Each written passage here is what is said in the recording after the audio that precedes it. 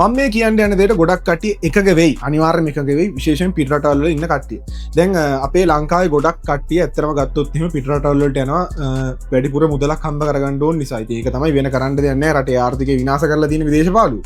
කොහොම හරි මේ පිටරට ඉන්න සුද්දොන්ගේ මෙහෙම පොඩි දෙයක් තියෙනවා. ඒ තමයි මේ උන්ගේ මාර් රේසිස්ට් ළමයි. උන් කියන්නේ නැහැ මූණට ඒ උනට උන් හදවතින් පට්ට රේසිස්ට්. අපේ මූණට කියන්නේ නැහැ. අපිව ළමයි ඇත්තටම සුද්දෝ ගණන් ගන්න නැහැ. බ්ලඩි ඉන්දියන්ස් මේ ෆකින් ඉන්දියන්ස් ඔහොම තමයි අපිට කියන්නේ. ඒ කියන්නේ අපි නිකන් අර ඉන්දියන්ස්ලා විදිහට තමයි උන් සලකන්නේ. දැන් අපිට කියන්න බෑනේ මේ ඉන්දියාව නෙමෙයි අපි ඉන්දියන්ස් නෙමෙයි. අපි මේ ශ්‍රී ලංකා කියලා වෙනම රටක් තියෙනවා ඉන්දියාව ළඟ. ඒ රටේ තමයි ඉන්නේ කියලා මම පෞද්ගලිකව මම එහෙම කියලා දිනනවා නන්දත්. ඒ කිව්වට උන් ගණන් ගන්න නැහැ. මේ අපිට තමයි ඇත්තරම මේ ලංකාවේ අපිට තියෙන මේ තැන පිටරටවලට ගියාට නෑ ඇත්තර. ඉතින් ඇත්තරම ගත්තොත් එහෙම සුද්දෝ මාර රේසිස්ට්. සුද්දෝ මාර අර වර්ගවාදී. සෑහෙන්න වර්ගවාදී මාරම රේසිස්ට්. ඉතින් ඒක මාරම අවුල් දෙයක්. ඉතින් ඒ නිසා ඒක ඔළුවේ තියාගන්න සුද්දෝ හරිම රේසිස්ට්.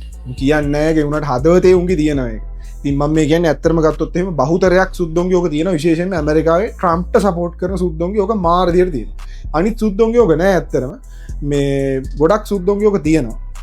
ඉතින් ඕක ඇත්තටම ගත්තොත් එහෙම අපිට කරන්න දෙයක් නෑ. ඉතින් කරන්න දෙන හොඳම දේ තමයි පාඩුවේ ඉතින් මේ මිනිසුත් එක්ක ගනුදෙනු කරලා ඉන්න එක. තමන්ගේ රට තරම් වටින රටක් නෑ තවත් ඉතින්. තමන්ගේ රටේ තමන්ට තියෙන තැන තරම් අර අනිත් රටවල් වලට ගිහිල්ලා බලාපොරොත්තු වුණාට සල්ලි විතරයි. ඉතින් ඇත්තටම අර ලංකාවේ තියෙන ඒ තැන බලාපොරොත්තු වෙන දේ කවදාවත් හම්බ වෙන්නේ නැහැ. ඉතින් ඕක තමයි මම කියන්න කල්පනා කරේ. ඉතින් කවුරු හරි කෙනෙක් ඔය බ්ලයින්ඩ්ලි සපෝට් කරනවා නම් ප්‍රෙසිඩන්ට් ට්‍රම්ප්ට ගැටලුවක් නෑ ඉතින්. ට්‍රම්ප් ඒ රටේන සුද්දොන්ට හොඳයි. ඉතින් ලංකාවින් අපිට නම් ඇත්තටම වැඩක් නැහැ ට්‍රම්ප්. ඒක කතන්දර නෑ. ඉලෝන් මස්ක් උනා පට්ට රේසිස්ට්. ඇත්තටම ගත්තොත් එහෙම සෝෂල් මීඩියා වල X එකේම සෑහෙන්න දැන් මේ දවස්වල මම සෑහෙන්න දැක්කා X එකේ සෑහෙන්න රේසිස්ට් කන්ටෙන්ට්ස් ගොඩක් ෂෙයා වෙනවා. ඒ කියන්නේ මේ සෑහෙන්න ඒක යනවා ඉතින් මාර අවුලක්.